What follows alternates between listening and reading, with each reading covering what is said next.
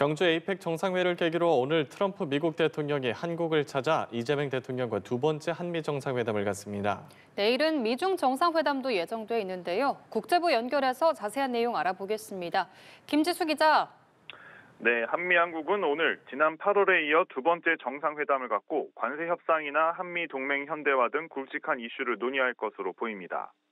특히 관세 협상의 경우 양국의 교착 상태가 이어지고 있어서 관심을 모으고 있는데요. 하지만 대미 투자 방식과 총액 등 이견이 커서 지금으로서는 최종 합의를 이뤄내는 게 쉽지 않다는 관측에 무게가 실립니다.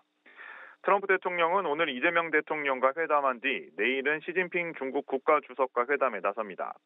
이 자리에서 미중 정상이 어떤 대화를 나누느냐에 따라 세계 경제 질서도 막대한 영향을 받을 수밖에 없는데요.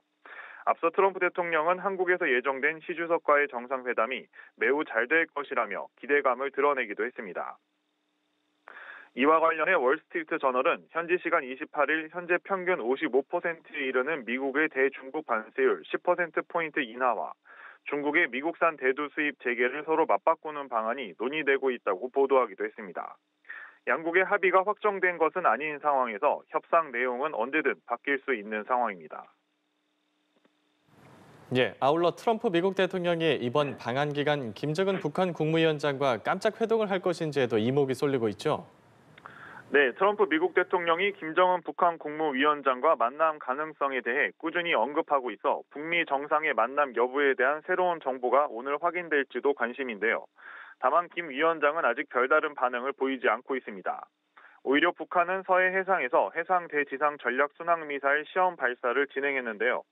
회담을 위한 최소한의 실무 준비를 고려하면 적어도 오늘은 북측이 호응해야 회동이 성사될 수 있다는 전망도 나옵니다.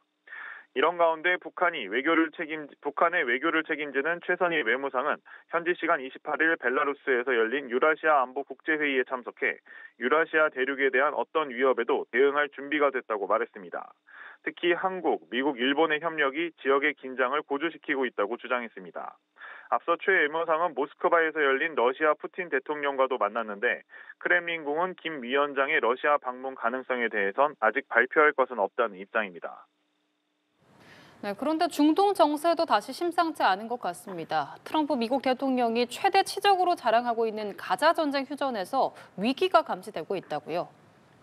네, 그렇습니다. 현지 시간 28일 이스라엘이 팔레스타인 무장정파 하마스의 인질 시신 송환이 늦어지는 것 등을 이유로 가자지구 군사작전을 재개하면서 이대로 휴전이 파기되는 것 아니냐는 우려가 나옵니다. 이스라엘은 가자지구에 즉시 강력한 공격을 할 것을 지시했고 공습이 이루어져 가자지구 민방위대에 따르면 북구 가자시티에서 2명이 숨지고 4명이 다쳤습니다. 트럼프 대통령 중재로 지난 9일 이스라엘과 하마스가 휴전에 극적으로 합의한 지 19일 만으로 10일 휴전 발효 이후로는 18일 만입니다. 여기에 하마스는 거짓 비난을 멈추라며 인질 시신을 숨기거나 인도를 지연하는 데에 관심이 없으며 합의를 전적으로 준수할 것이라고 강조했습니다. 지금까지 국제부에서 연합뉴스TV 김지수입니다.